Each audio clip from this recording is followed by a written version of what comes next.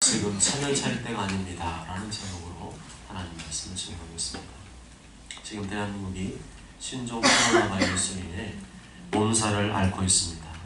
잠시 잠잠해지는가 싶더니 지난주부터는 대구에 있는 이란 신천지로부터 신종 코로나 바이러스가 전국적으로 걷잡을 수 없이 확산되는 가운데 있습니다. 정부는 여전히 위기 단계라고 말하지만 의료계는 이미 심각 단계로 접어들었으며 중요한 골든타임을 놓쳤다고 말하고 있습니다. 특히 대한의사협회 회장은 너무나 정부 당국의 방역 대책이 안이하고 부실하다고 힘을 주어 성토하고 있습니다. 지금은 체면 차릴 때가 아닙니다. 지금은 눈치 볼 때가 아닙니다. 국민의 생명과 안전을 위하여 국가는 모든 수단을 총동원하여 신종 코로나 바이러스를 막아야 할 때입니다. 그러나 안타까운 것은 중국 바로 옆에 있는 우리나라가 중국인의 입국 금지 조치를 망설이고 있다는 사실입니다. 지금은 중국 눈치 볼 때가 아닙니다. 중국과의 외교를 먼저 시작할 때가 아닙니다. 중국 우한에서 발생된 신종 코로나 바이러스가 국내에 들어오지 못하도록 당장 입국 금지를 실시한다고 대한의사협회가 6차례나 권고했는데도 여전히 정부는 귀를 닫고 있습니다. 특히 이번 주에는 중국인 유학생 7만 명이 몇만 명이요? 7만 명이 우리나라에 들어온다고 합니다. 우리나라도 누가 신종 코로나 바이러스에 감염되었는지 알지를 못하는 마당에 중국인 유학생들이 대거 중국인 유학생들이 수도권만 있는 게 아니라 전국의 대학들이 다 지금 가 있습니다. 대거 들어오면 각 지역마다 감염이 확산될 염려가 더욱더 높아집니다. 이러한 걷잡을 수 없이 번지는 전염병 속에는 분명 하나님의 뜻이 담겨져 있습니다. 우리가 정확히 알 수는 없지만 성경 말씀을 통하여 이러한 전염병이 무엇을 의미하는지 대략적으로 알 수가 있습니다. 구약 성경에서는 전염병을 연병이라고 표현하고 있습니다. 민수기 14장을 보면 광야 생활하던 이스라엘 백성들이 끊임없이 하나님을 향해 원망했습니다. 이것도 마음에 안 든다. 저것도 마음에 안 든다. 여기서 죽느니 차라리 애굽으로 돌아가겠다. 예수님 믿기 전이 더 좋았다. 신앙생활 안 할 때가 더 좋았다. 그렇게 하나님을 계속해서 끊임없이 원망하였습니다. 하나님을 끊임없이 원망하는 일은 10계명 중에 제3계명을 어기는 죄입니다. 3계명이란 너는 내 하나님 여호와 이름을 망령되게 부르지 말라입니다. 다시 말하면 하나님을 모욕하고 조롱하고 비방하여 하나님의 영광을 더럽히고 훼손시키는 것을 말합니다. 여기는 하나님을 원망하는 것도 포함이 됩니다.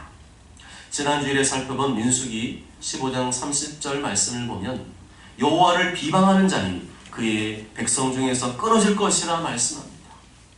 백성 중에서 끊어진다는 말은 말 그대로 하나님의 손에 의해 갑작스럽게 죽음을 당하는 것, 급사하는 것을 말합니다. 그만큼 하나님을 비방하고 원망하는 죄는 하나님 앞에서 매우 큰 중죄이며 하나님께서 그런 사람을 백성 중에서 끊어지게 하시는데 그 방법이 무엇인가? 민수기 14장 12절 말씀을 보면 그것은 전염병이었습니다. 내가 전염병으로 그들을 쳐서 멸하고 내게 그들보다 크고 강한 나라를 이루게 하리라 말씀합니다. 신종 코로나 바이러스는 다른 말로 우한 폐렴이라고도 합니다. 중국 우한에서 이 신종 폐렴이 발생했기 때문에 우한 폐렴이라고도 합니다. 그런데 왜 하필이면 중국의 우한일까요? 한 번도 들어본 적이 없는 중국의 우한에서 왜 그런 무서운 전염병이 발생하게 된 것일까요? 궁금하지 않으십니까?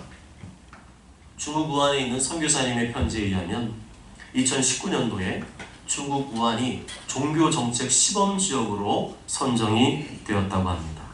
그래서 2019년도에 그리고 그 이전부터 교회 핍박을 심하게 아주 극렬하게 했다고 합니다.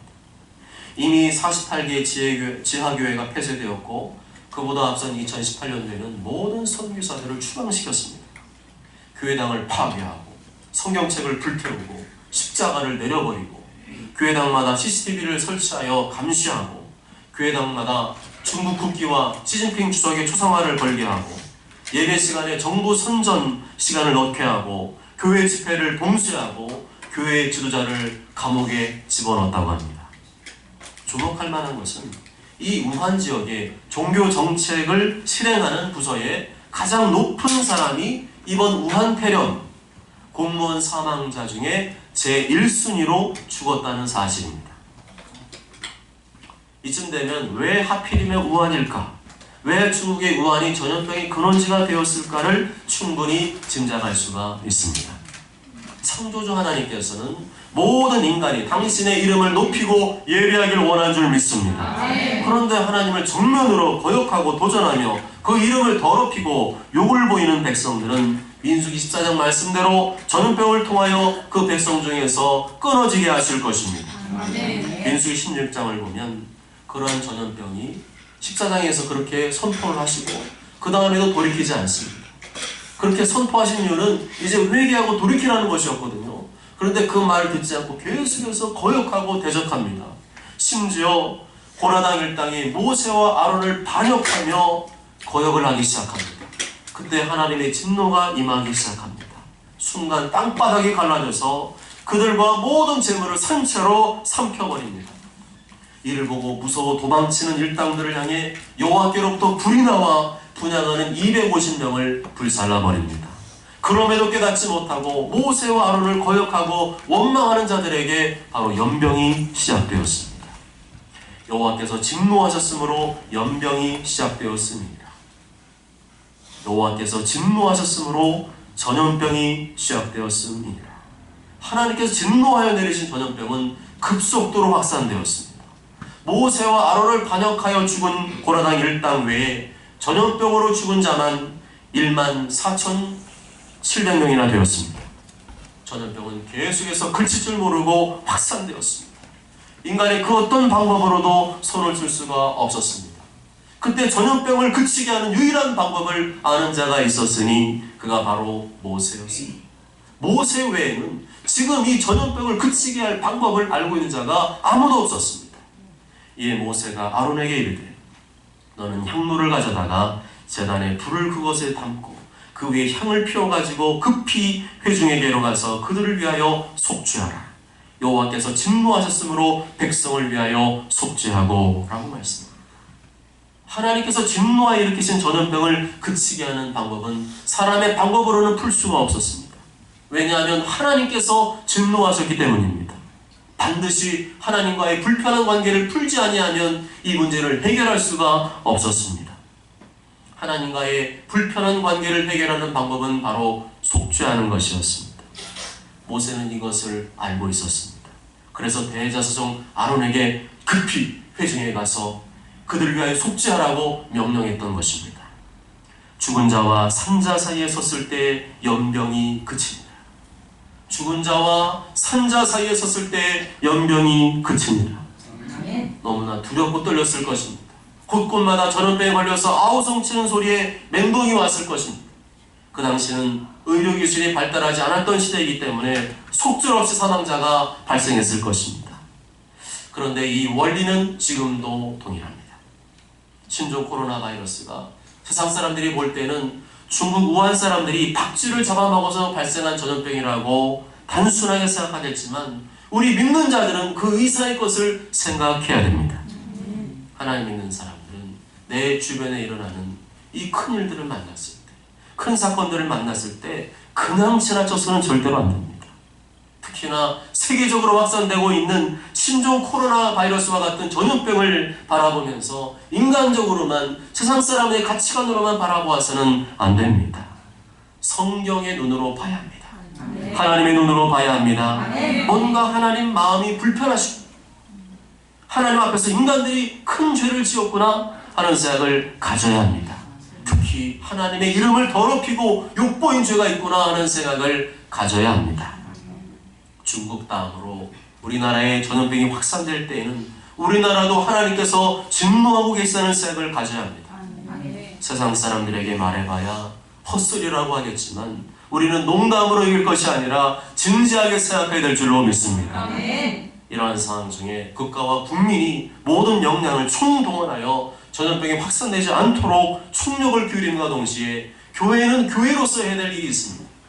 그것은 바로 모세와 아론처럼 하나님 앞에 대신 속죄하는 일인 줄 믿습니다. 아멘. 먼저 내가 그동안 하나님 앞에서 지은 죄가 무엇인지 철저히 회개하고 돌이켜야 합니다. 동시에 이 나라 민족의 죄악을 끌어안고 회개하며 하나님의 진노가 그치기를 기도해야 합니다. 아멘. 죽은 자와 산자 사이에 섰을 때 연병이 그칩니다.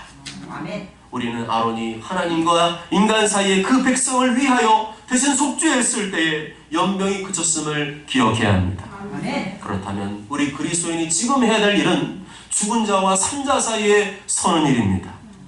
누구를 탓하고 원망하기 전에 우리 그리스도인이 먼저 가슴을 치며 회개하고 예수님의 자비와 긍휼의 심정으로 아론처럼 죽은 자와 산자 사이에서 하나님께 대신 회개하며 심정 코로나 바이러스가 속히 그치기를 기도될 줄 믿습니다. 아멘.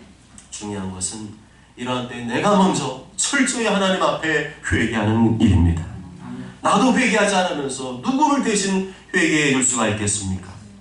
내가 먼저 회개할 줄 믿습니다. 아멘. 우리 교회가 먼저 회개할 줄 믿습니다. 아멘. 한국 교회가 먼저 회개할 줄 믿습니다. 아멘. 세계 교회가 먼저 회개할 줄 믿습니다. 아멘. 그리할 때 하나님께서 진노를 거두시고 다시금 은혜를 베풀어 줄 믿습니다. 아멘. 오늘 본문에도 보면 죽음의 역사가 일어나는 것을 볼 수가 있습니다. 42절에 죽어가미로라. 죽음의 역사는 질병을 말합니다.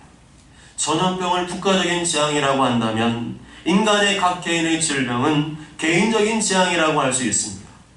심각한 중증 질병이 나에게 생긴다면 여러분은 웃을 수 있겠습니까? 점점 내 몸이 죽어가는 것을 느끼고 있다면 여러분은 기뻐할 수 있겠습니까? 아무리 돈이 많은 부자라도, 아무리 하버드 대학을 나온 수재라 할지라도, 아무리 남들이 부러워할 만한 높은 위치에 있다 할지라도 심각한 중병에 걸리면 아무 소용이 없는 것입니다. 그런데 예수님께서는 이 죽어가는 문제, 질병의 문제를 사용하여 인간들을 다루고 계심을 알 수가 있습니다. 40절 다 함께 읽어볼까요? 시작. 예수께서 돌아오시되 우리가 환영하니 이는 다 기다렸음이로라. 아멘. 왜 예수님을 기다렸을까요? 한두 사람이 아니라 많은 사람이 예수님을 기다렸습니다. 무리가 다 예수님을 기다렸습니다. 뭔가 문제가 있었기 때문이겠죠. 뭔가 고통이 있었고 뭔가 질병이 있었기 때문에 예수님을 기다렸던 것입니다. 인간의 힘으로는 도저히 감당할 수 없는 문제가 있었기 때문에 예수님을 그렇게 목이 빠지도록 기다린 것입니다. 예수님만이 이 문제를 해결할 수 있다고 생각했기 때문에 예수님을 기다린 것입니다. 평소에 믿음이 별로 없는 사람도 절박한 인생의 문제를 만나게 되면 하나님을 찾게 됩니다. 그전에는 기도해라, 예배해라, 말씀에 순종해라 아무리 얘기를 해도 귀담아 듣지 않던 사람도 막상 자신의 인생의 큰 문제를 만나면 하나님을 찾게 됩니다. 뒤집어 말하면 하나님께서는 인생의 큰 문제와 풍랑을 사용하여 우리 인간들을 다루신다는 것입니다. 41절을 보면 그 무리들 중에 회당장 야이로가 섞여 있었습니다. 회당장은 유대교 회당 건물의 관리일 뿐만 아니라 회당 예배의 계획 그리고 진행에 필요한 모든 일들을 담당하는 책임자였습니다. 이스라엘은 종교국가이기 때문에 회당장의 위치는 굉장히 높았습니다. 종교적으로, 사회적으로, 정치적으로 대단한 영향력을 발휘하는 사람이었습니다. 쉽게 말하면 아쉬울 게 없는 사람이었습니다. 남부러울 게 없는 사람이었습니다. 그런 사람도 막상 자신의 딸이 병에 걸리게 되자 속수무책이었습니다. 다른 방법이 없었습니다. 41절과 42절 다 함께 읽습니다. 시작. 회당장인 야이로라는 사람이 와서 예수를 바라되 엎드려 자기 집에 오시기를 간구하니 이는 자기에게 12살 된 내 딸이 있어 죽어가미로라. 예수께서 가실 때 무리가 밀려들더라. 잘 나가는 사람이 30세 젊은 예수님 앞에 와서 발 앞에 엎드린다는 것은 쉬운 일이 아니었습니다. 평소에는 예수를 인정하지 않았을 것입니다. 아쉬울 게 없고 남부러울 게 없는데 뭘 예수님 앞에 나가겠습니까? 뭐 어디서 듣도 못하던 이 젊은 목사가 와서 이스라엘을 온통 소동을 일으키고 있구나 그렇게 생각했을 것입니다. 그렇지만 막상 자신의 딸이 내 딸이 병들어 죽게 되자 그전에는 들리지 않던 소문이 귓가에 들리기 시작합니다. 아 글쎄 예수님께 가면 병이 낫는다니까. 아 글쎄 죽은 사람도 살린다니까. 아 글쎄 귀신도 떠나간다니까. 아 글쎄 그 직접 본 사람이 한둘이 아니라니까. 아멘. 아멘. 회당장 야이로는 그 소리를 들었지만 내 눈으로 직접 확인하지 않고서는 믿을 수 없다고 생각했을 것입니다. 그래서 회당장에 체면이 있으니까 몰래 무리 속에 끼어들어가서 예수님께서 수많은 병자들을 고치는 장면을 지켜보고 있었을 것입니다. 그러던 중에 이런 생각이 들어왔겠죠. 그래, 이거다. 우리 딸을 살릴 수 있는 방법이 여기 있구나. 내가 지금 체면 차릴 때가 아니지, 지금 내가 눈치 볼 때가 아니지, 내가 아빠로서 우리 딸을 살릴 수만 있다면 뭔들 못하랴, 이런 생각이 들어왔을 것입니다. 그렇지만 예수님께서 그 자리에 안 계셨습니다. 예수님께서 먼 길을 떠나시기 때문에 기다려야 했습니다. 발을 동동 구르며 예수님 언제 오시나 애타게 예수님을 기다렸습니다. 그리고 드디어 예수님께서 돌아오셨습니다. 회당장 야이로는 이 순간을 절대로 놓칠 수가 없었습니다. 반드시 오늘 내 딸을 고치고야 말겠어. 내 딸이 이제 거의 다 죽어가고 있으니 더 이상 지체할 수가 없어. 체면이고 뭐고 나는 예수님 발 앞에 제일 먼저 무릎 꿇고 간절히 요청하겠어. 이것이 부모의 심정이 아니겠습니까? 부모의 심정은 자식이 아플 때 자식보다 더 괴로워 보입니다. 이렇게 예수님께서는 자식을 통하여 부모가 무릎을 꿇게 하십니다. 자식의 문제로 인하여 예수님 앞에 무릎 꿇게 하십니다. 그런데 그것이 하나님의 계획인 줄 믿습니다. 내가 하도 무릎을 꿇지 않으니까 자식이 아프거나 문제가 생기게 해서 무릎을 꿇게 하시는 것입니다. 그래도 무릎을 꿇지 않는 부모는 자식을 죽이는 부모일 것입니다. 자식을 통해서 나를 깨닫게 하시려는 것인데 그것을 모르는 부모는 어리석은 부모인 것입니다.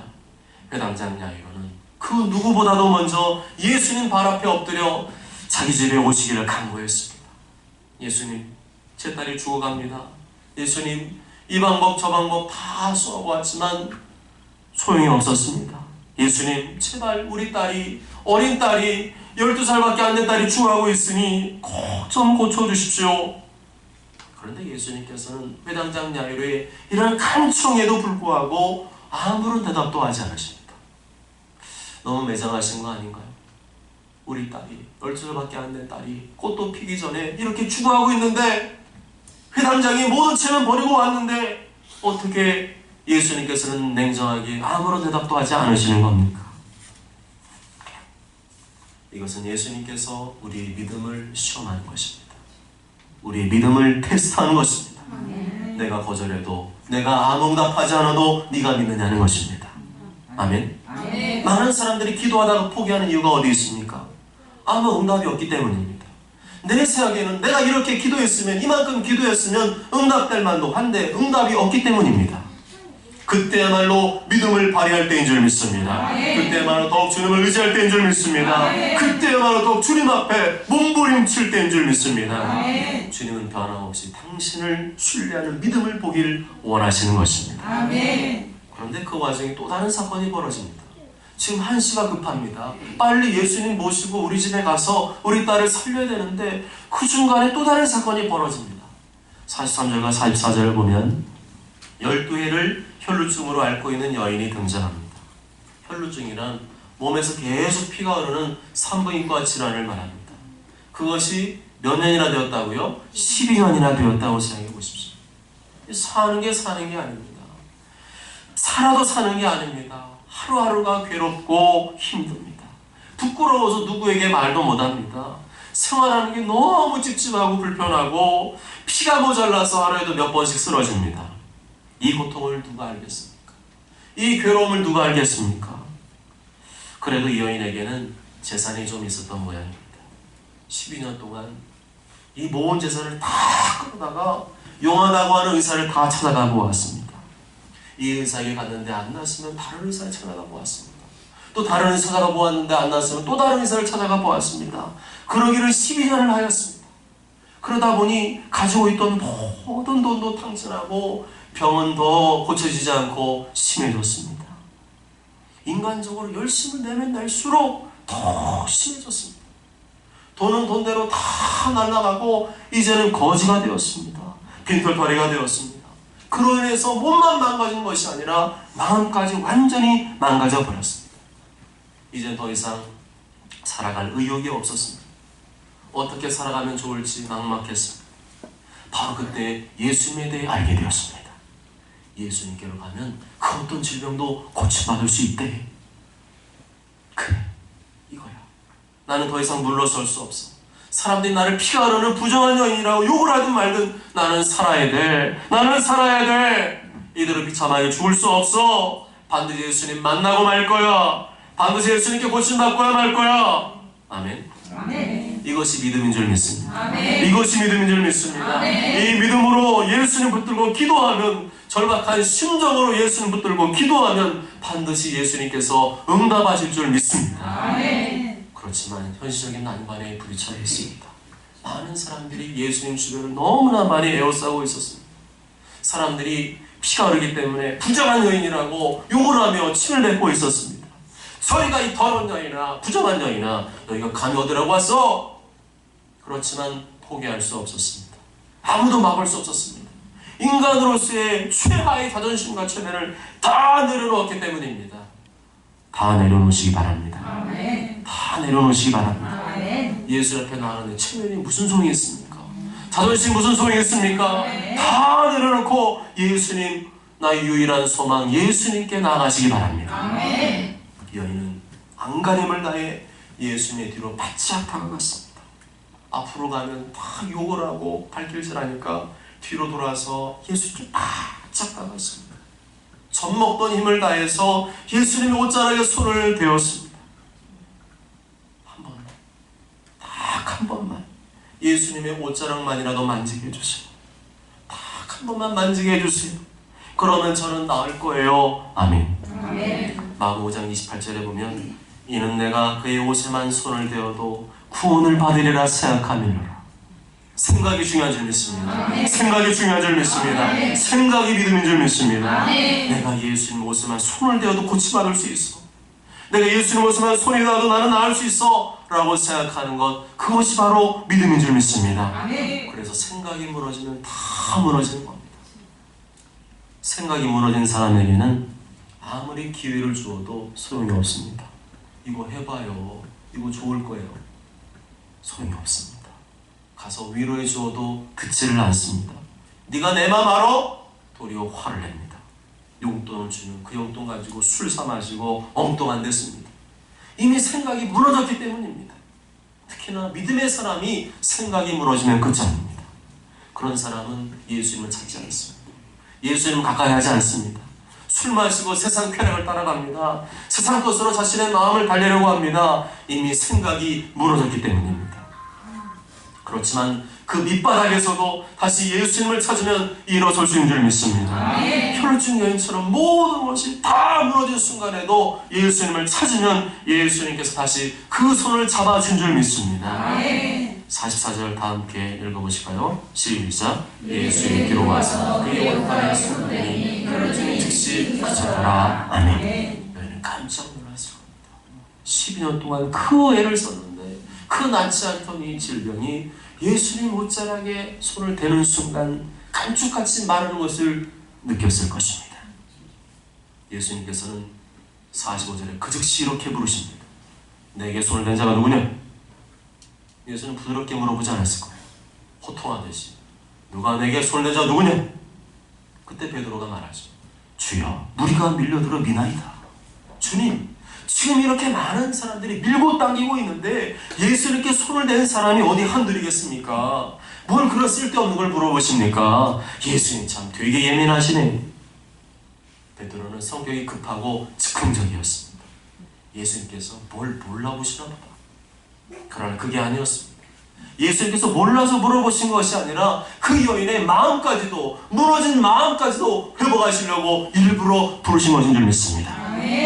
46절 가보실까요? 시작. 예수께서 이르시되 내게 손을 댄 자가 있다. 이는 내게서 능력이 나간 줄 알미로다 하시는데. 아멘. 다른 사람은 몰라도 예수님과 이 여인은 알았습니다. 다른 사람은 몰라도 예수님과 이 여인은 둘이 알았습니다. 신앙생활은 누가 알아주길 바라는 것이 아닙니다. 신앙생활은 예수님만 알아주면 되는 줄 믿습니다. 남들이 몰라줘도 예수님과 나 연애하듯이 데이트하듯이 예수님만 알아주면 되는 줄 믿습니다. 이 여인은 47절에서 더 이상 숨길 수가 없게 된 것을 알고 예수님 앞에 엎드리며 말합니다. 예수님, 잘못했어요. 제가 그랬어요. 제가 예수님 옷자락에 손을 대었어요. 예수님 옷자락에 손만 대면 나을 줄 알고 그랬어요. 용서해 주세요. 사람들은 예수님께서 연을 혼내실 줄 알았습니다. 감히 예수님 허락도 없이 말이야, 예수님 손에, 예수님 옷에 손을 대다니 꼴 좋다. 어디 부정한 여인이 예수님 옷에 함부로 손을 대고 있어? 그러니까 예수님께서 화를 만노하시지. 그런데 예수님께서는 전혀 반대의 반응을 보이십니다. 이 여인을 부르신 다음에 칭찬하셨습니다. 많은 사람 앞에서 이 여인을 칭찬해 주었습니다. 그 마음을 치유해 주신 것입니다. 예수께서 이르시되 따라, 내 믿음이 너를 구원하였으니 평안히 가라. 내가 예수님 옷자락에 손만 대어도 나을 수 있다는 생각, 그 믿음의 생각을 칭찬해 주신 것입니다. 아멘. 예수님께 칭찬받는 일 쉽습니까? 어렵습니까? 쉽습니다. 어렵지 않습니다. 오늘 말씀 보면 예수님 믿으면 됩니다. 예수님께 가까이 나아가기만 하면 해결받을 수 있다는 믿음, 고침받을 수 있다는 믿음, 나를 받는 축복할 수 있다는 믿음을 가지고 나아가면 주님이 기뻐할 줄 믿습니다. 이어서 49절에 다시 회당장 야이로의 이야기가 펼쳐지고 있습니다. 회당장 집에서 급히 사람이 달려왔습니다. 회당장님, 회당장님의 딸이 지금 죽었습니다. 이제 더 이상 선생님을 괴롭게 하지 마세요. 이제 다 끝났으니까 포기하고 집으로 돌아오세요. 지금 뭐 하시는 거예요? 회당장은 망연자실했을 것입니다. 마지막 기회로 알고 왔건만 예수님께서 지체하시는 바람에 우리 딸 죽게 되었다고 하는 원망의 생각이 들어왔을 것입니다. 그때 예수님께서 이렇게 말씀하시죠. 50절 다 함께 읽습니다. 시작. 예수께서 들으시고 이르시되 두려워 말고 믿기만 하라. 그리하면 딸이 구원을 얻으리라 하시고. 아멘. 뭐만 하라고요? 두려워 말고 믿기만 하라. 두려워 말고 믿기만 하라. 아멘. 예수님께서는 회당장 야이로의 믿음을 테스트하고 계시던 것입니다. 인간적으로는 모든 것이 끝났다고 생각될 때에도 끝까지 예수님 믿는가, 그 믿음을 테스트하셨던 것입니다. 두려워 말고 끝까지 믿으시기 바랍니다. 아멘. 끝까지 믿으시기 바랍니다. 아멘. 주님이 일하실 때까지 믿으시기 바랍니다. 아멘. 예수님께서는 그 집에 가셔서 아이를 위하여 울고 있는 사람들에게 말했습니다. 울지 말라. 죽은 것이 아니라 잔다. 울지 말아라. 이 아이가 죽은 것이 아니라 잔다. 사람들은 비웃었습니다. 이미 맥박이 끊어지고 몸은 싸늘하게 식어져 가는데 예수님께서 농담하듯이 말한다고 생각을 했습니다. 예수님이 드디어 미쳤구나. 예수님 제정신이 아니시구나. 사람들은 그렇게 놀려댔습니다. 그때였습니다. 54절에 예수님께서 아이의 손을 잡고 선포하십니다. 아이야 일어나라. 아이야 일어나라. 달리다 쿵.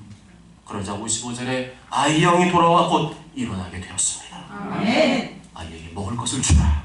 할렐루야. 사랑하는 여러분, 신종 코로나 바이러스가 전 지역으로 확산되는 가운데 있습니다. 점점 확진자가 눈덩이처럼 불어나는 가운데 있습니다.